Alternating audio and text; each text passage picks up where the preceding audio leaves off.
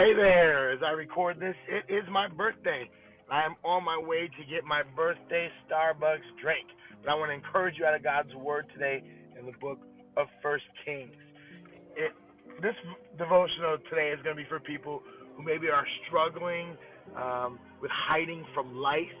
They feel emotionally, spiritually, physically that they're struggling to move through it, and they think they're failing just for feeling that way.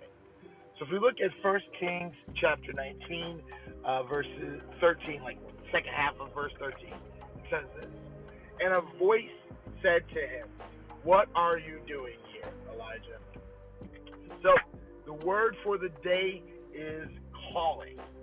You know, this is coming out of that story of Elijah who had just faced down false prophets, right? He prayed fire coming down from heaven, and he saw God move in some serious, powerful ways. But after that victory, he fled. Not because he stopped believing in God, but he stopped believing that he himself could just keep going. He collapsed under fear and exhaustion, and he hid in a cave, and God met him there, not in fury, but in a whisper. God didn't say, "Get it together." He didn't say, "You're a failure." He simply said, "What are you doing here?" That question, it wasn't condemnation, it was an invitation. It was God calling him, gently calling Elijah back to life, back to purpose, back to his presence. Many of us find ourselves in caves too, right? Caves of anxiety, depression, and escape. But God doesn't wait for us to fix ourselves before he speaks. God whispers right into our brokenness. Why are you here? There's more. There's still a call on your life. Even when your confidence is crushed and your energy is low, God doesn't disqualify you.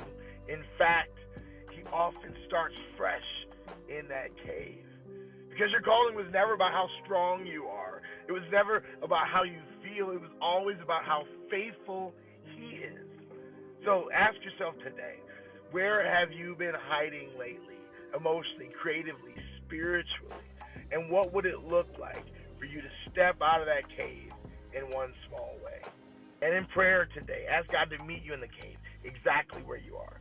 Pray to hear his whisper above the noise of shame or fear, and ask him to remind you of your identity and gently call you into the next chapter. Thank him that your calling isn't canceled just because you feel broken.